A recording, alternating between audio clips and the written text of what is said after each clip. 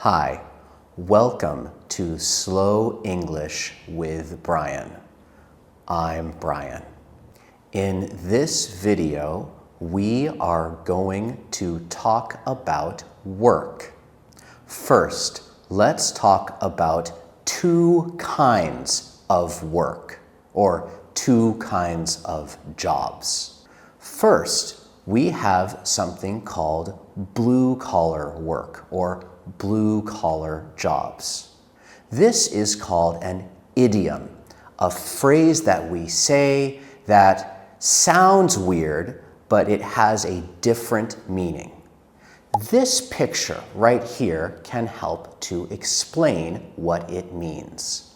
In the past, people who worked in coal mines, like these people, like they were under the ground digging things out, wore blue clothes and they had a blue collar because if dirt got on their clothes, it didn't look very bad. So people started saying blue collar, like these people, to mean work or jobs that used the body and muscles. So coal miners, farmers, construction workers, and people who fix things, like plumbers, can all be called blue-collar workers. When I was young, I had a blue-collar job in a warehouse, but it was kind of like a factory too. I had to carry heavy things, drive a forklift, and unload big trucks. I used my body and got big muscles. So I had a blue-collar job. Blue-collar jobs can pay good amounts of money, but they can also be dangerous and very tiring. But without people to do blue-collar jobs, the world would be a mess. So I am thankful to blue-collar workers. The other kind of job is called a white-collar job. Take a look at this picture. We see people who can wear white collars in their jobs because they don't need to worry about getting dirty, like the coal miners. So people like doctors, nurses, engineers, scientists, and teachers can be called white-collar workers. These jobs don't usually need big muscles or a lot of running around. They are mental jobs. Now, I teach English in my English center and through YouTube. Both of those jobs are white-collar jobs. So I have been a blue-collar worker and a white-collar worker. But don't get confused. A blue-collar worker could wear a white shirt. They would still be a blue-collar worker.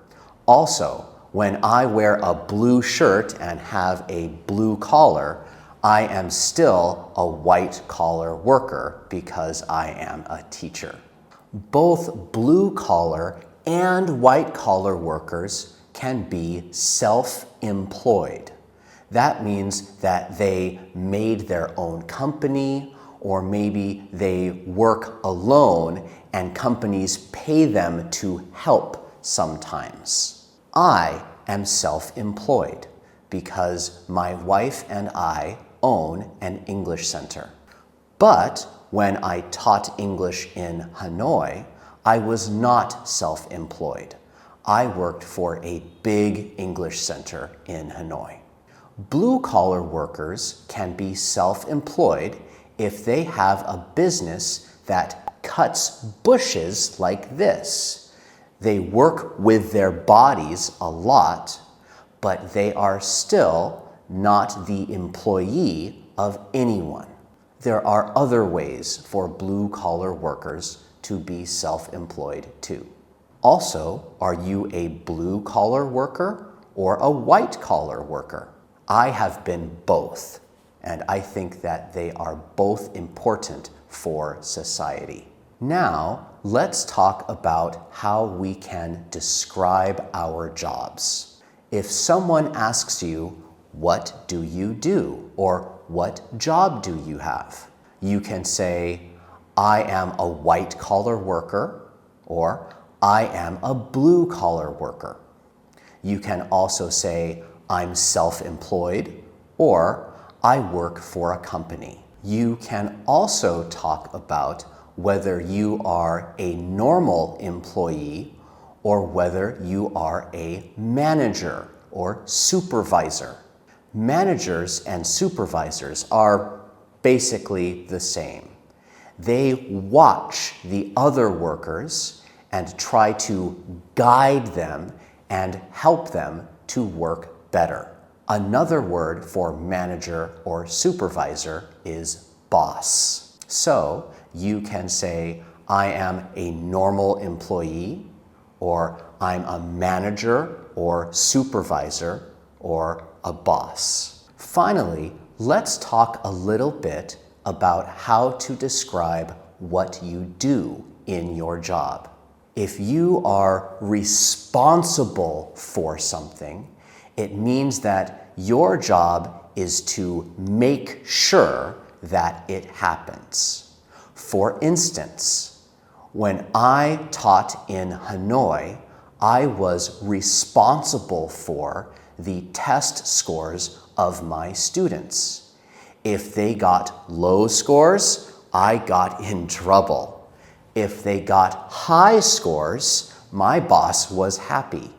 I was responsible for the test scores of my students. In your job, you can be responsible for things like fixing things or making things.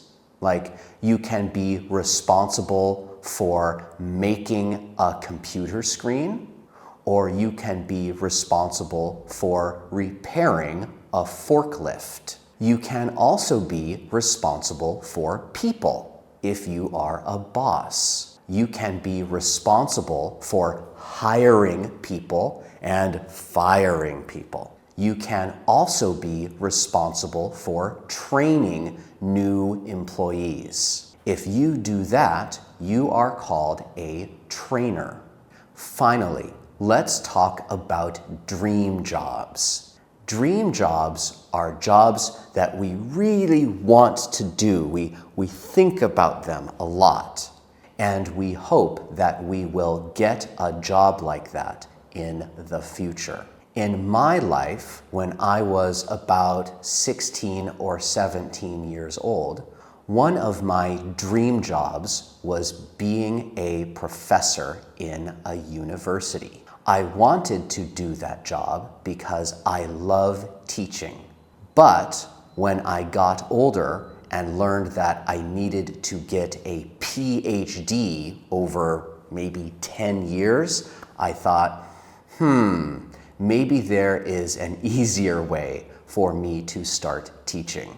When I was even younger, when I was 12 or 13 years old, my dream job was owning a martial arts school because, again, I love teaching and I like martial arts. Tell me, are you working in your dream job right now? Or do you have a dream job in your mind? If you don't, that's okay. People can be happy even without a dream job if they have enough money to buy food and live somewhere safe, and if they have good family and or friends. Before I end this video, I want to talk about the pronunciation of the word job. Many students mispronounce this word as job. Let's listen to the difference. When I do this, I will say it correctly. When I do this, I will say it incorrectly. Job, yob. Job, yob. What is the difference? The difference is the first sound, j. That sound is two sounds together. If you don't know how to make the j sound, let's think about it like this. It is almost the same as the sound ch in English. That sound is also two sounds together. T, t, and then sh, sh, ch. To make j, we just need to add our voice to the ch sound. So the T becomes a D, and the sh, sh becomes a zh, like zh, d, zh, j. It's just like ch in our mouth. The only difference is in our throat.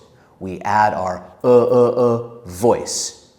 Ch, ch, ch, j, j, j. Job, job. That is the end of this video. Please like and subscribe, and I will see you next time. Bye.